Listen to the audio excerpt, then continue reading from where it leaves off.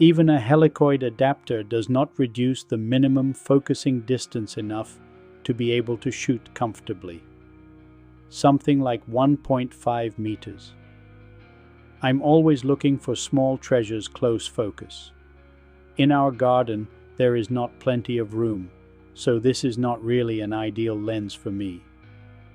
Nevertheless, this lens produces excellent sharp pictures, and the bokeh is surprising.